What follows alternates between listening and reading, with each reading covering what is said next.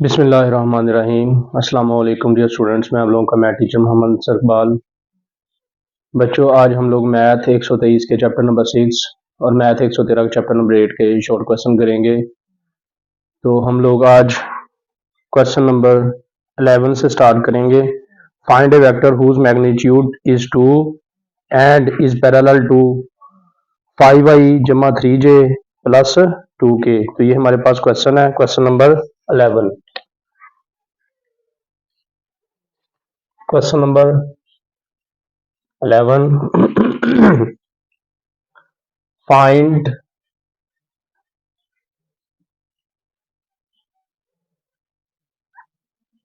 a vector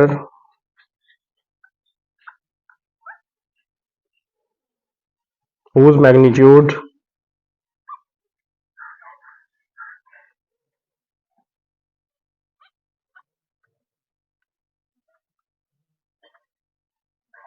is 2 and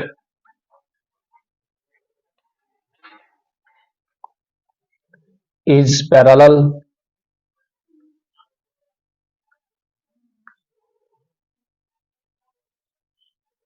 to 5i 3j plus 2k। तो ये हमारे पास क्वेश्चन है, क्वेश्चन नंबर 11। बच्चों, find a vector whose magnitude is 2 and is parallel to vector.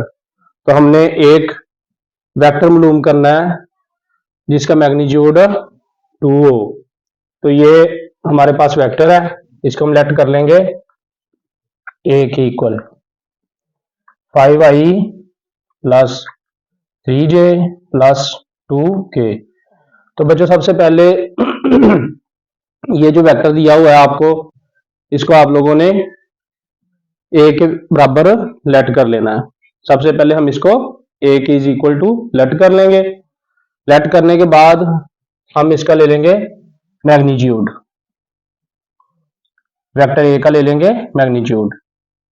तो magnitude बच्चों कैसे लेते हैं? ये आई के कोएफिशिएंट का स्क्वायर जमा, सेंटर में जमा आता है, जे के कोएफिशिएंट का स्क्वायर जमा के के कोएफिशिएंट का स्क्वायर। तो ये हमारे पास आ जाएगा 25 जमा 9 जमा 4। तो ये आ गया जी हमारे पास 38 38। ए का मैग्नीट्यूड क्या आ जाएगा? 38। तो हम बच्चों इसका क्या करेंगे? Vector whose magnitude is 2, vector whose magnitude, इसका हमने लेना है यूनिट वेक्टर। क्या लेना है? Unit vector.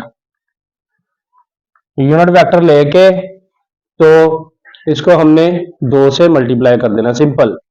इस क्वेश्चन में हम लोगों ने, आप लोगों ने ध्यान में रखना है कि यूनिट वेक्टर लेना होता है और उसको 2 से मल्टीप्लाई कर देना। यहां फिर इस तरह करेंगे, यहां पे हम लिखेंगे vector whose magnitude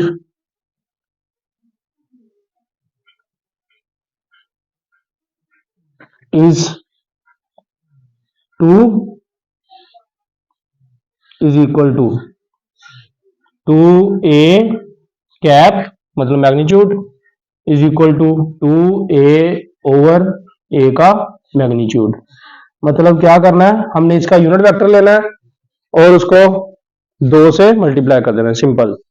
unit vector लेना है, वेक्टर ओवर वेक्टर का मैग्नीट्यूड, और उसको 2 से मल्टीप्लाई कर देना, बस यही है इसमें। तो यहां पे हम लोग क्या करेंगे? ये 2, ये वाला जो है, ये हुज मैग्नीट्यूड वाला, ये वाला 2 जो है, ये वैसे ही साथ लिख देंगे। ऊपर वेक्टर, वेक्टर हमारे पास क्या है? ये 5i plus 3j plus 2k over under root 38, मतलब वेक्टर ओवर वेक्टर का magnitude.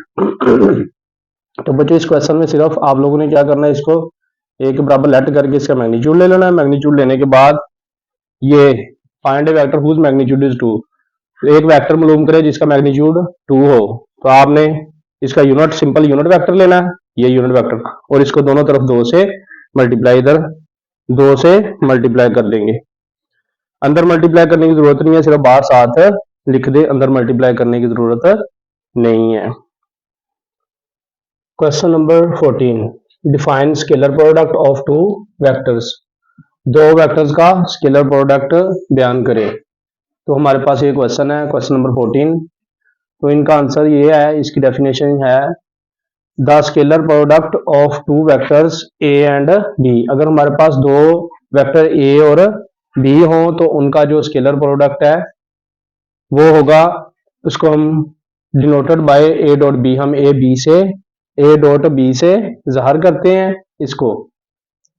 The scalar product of two vectors A and B, दो वेक्टर्स ए और बी का स्केलर प्रोडक्ट जो है denoted by A dot B, उसको हम A dot B से जाहिर करते हैं, इज डिफाइंड एज, और इसको बयान करते हैं the product of the magnitude of A and B.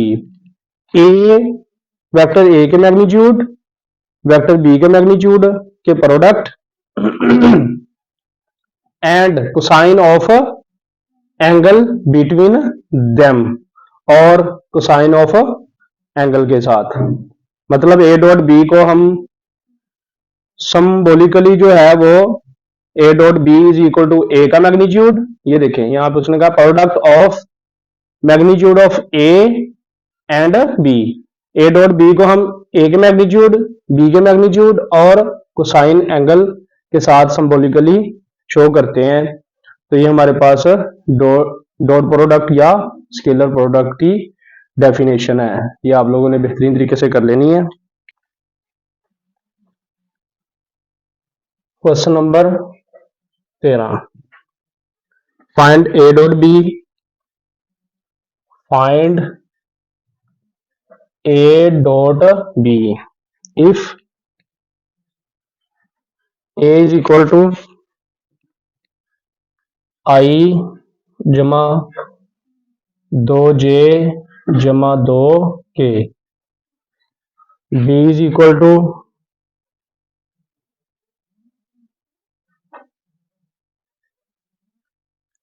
तीन आई माइनस 2j माइनस 4k। ये जी हमारे पास क्वेश्चन नंबर 13 है, आई जमा 2j जमा 2k, B is equal to 3i minus 2j minus 4k। तो ये हमारे पास क्वेश्चन नंबर 13 है, find A dot B, A dot B find करें if A is equal to ये वाली वैल्यू और बी इज इक्वल टू ये दो वेक्टर्स दिए गए, इनका हमने डॉट प्रोडक्ट लेना है। तो बच्चों डॉट प्रोडक्ट में सिंपल आप लोगों ने करना है, A dot B vector A को लिख लेना है आई जमा 2j जमा 2k डॉट,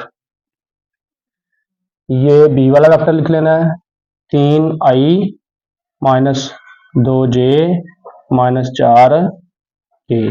ये लिखने के बाद सिंपल बच्चों ये बात ध्यान में रखें, आई डॉट आई बराबर एक होता है, जे डॉट जे बराबर एक होता है, के डॉट के बराबर एक होता है।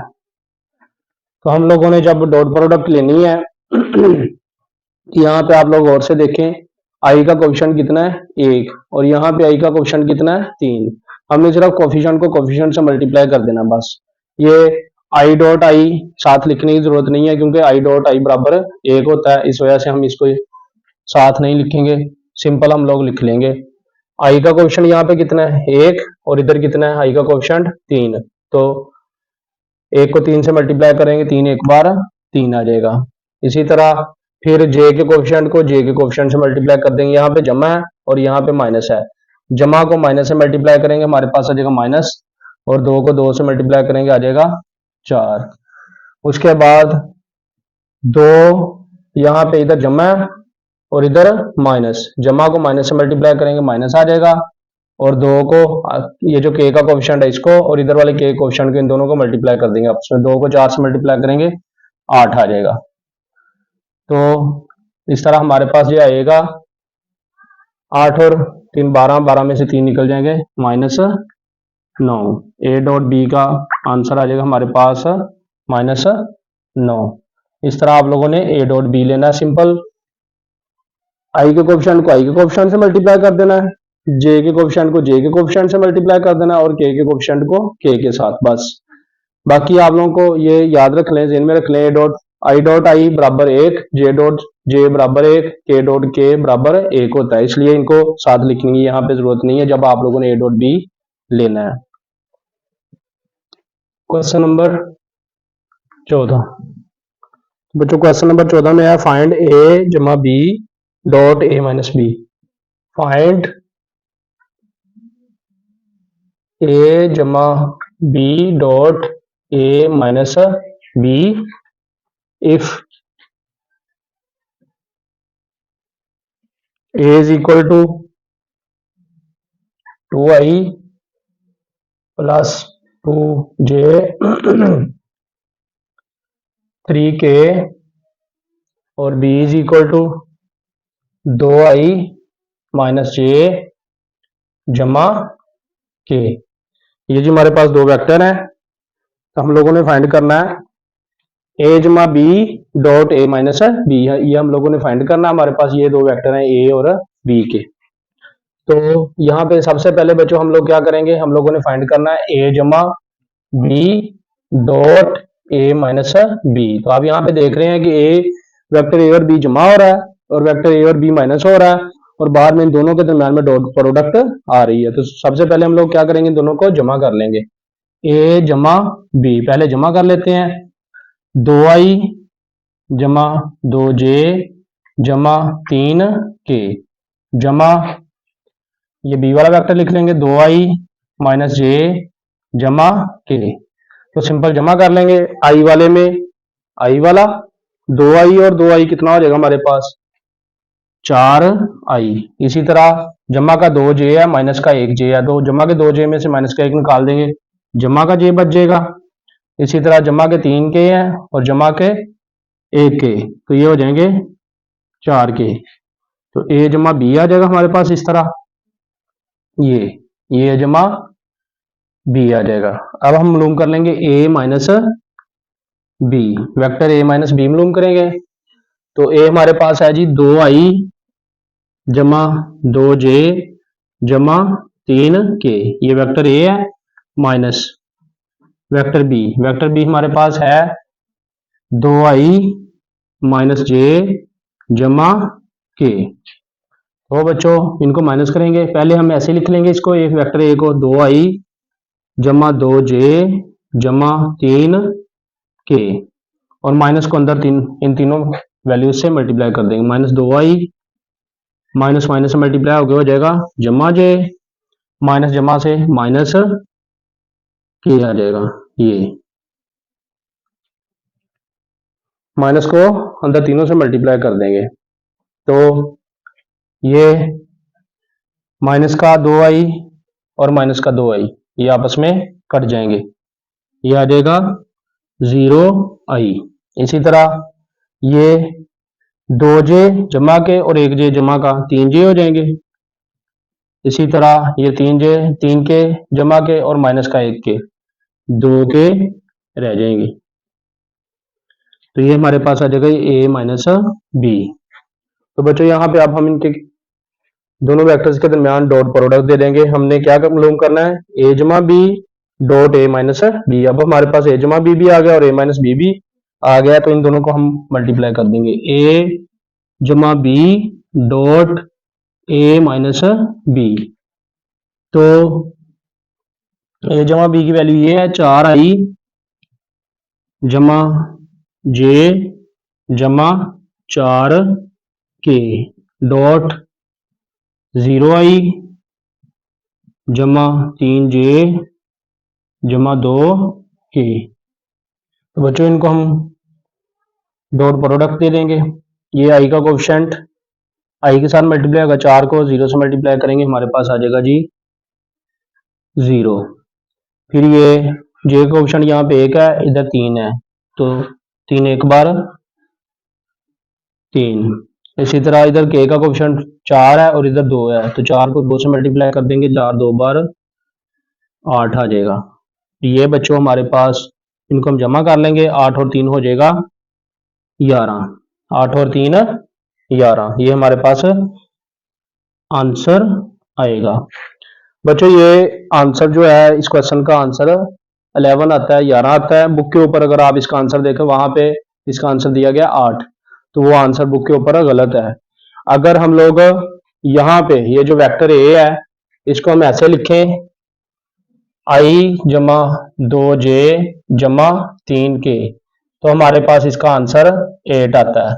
लेकिन जो बुक के ऊपर वैल्यू दी हुई है वो ये दी हुई है, तो इस वैल्यू के हिसाब से इसका आंसर जो है वो 11 ही आएगा। आप लोगों ने परेशान नहीं होना, ये बिल्कुल आंसर ठीक है। बुक के ऊपर इस क्वेश्चन का आंसर जो है वो गलत दिया गया है।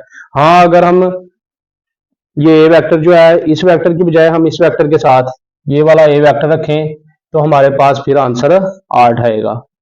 तो इसलिए आप लोगों ने परेशान नहीं होना, ये इसका आंसर बिल्कुल ठीक है। तो ये क्वेश्चन थे 11 से 14 तक। इंशाल्लाह नेक्स्ट लेक्चर में इससे अगले वाले क्वेश्चन करेंगे। तब तक के लिए अल्लाह हाफिज, अस्सलाम वालेकुम।